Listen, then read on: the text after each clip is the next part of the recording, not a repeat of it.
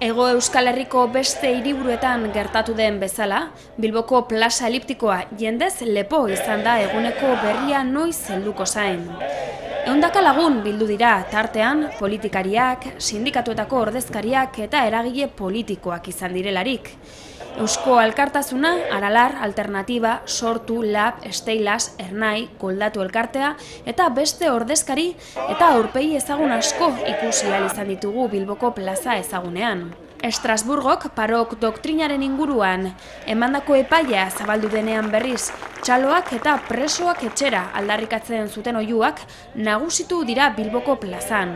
Ibai Bilbaok euskeraz eta haizea beltzak gazteleraz irakurri dute bertaratu diren guztien izenean erabakia baloratzen duen adierazpena. Bertan, Europako giza eskubideen auzitegiak emandako epaia albiste ona dela adierazi dute, bai ikuspegi humanotik eta baita ikuspegi kolektibotik ere. Euskal preso politikoei ezartzen zaien salbuespeneko espetxe politikekin bukatzea ekarriko duelako.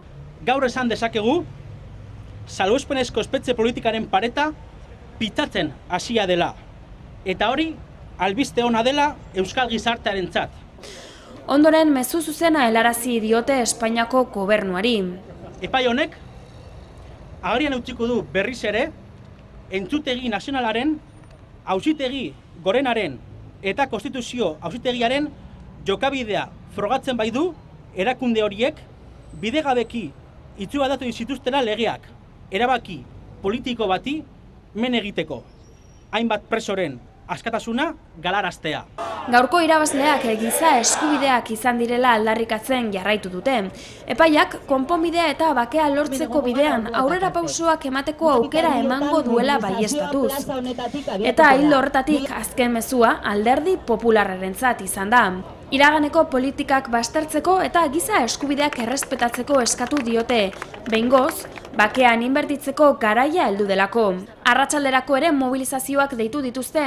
7:00 elkartaratzeak egingo dira Bilboko plaza eliptikoan, Gasteizko Bilbo plazan eta Donostiako Bulebarrean eta Zortziretan, PPek Iruñan duen egoitzaren aurrean. 187/2006 doktrina ezarrita duten presoen herrietan, zein beste hainbat lekutan ere mobilizazioak egingo dituzte arratsaldean.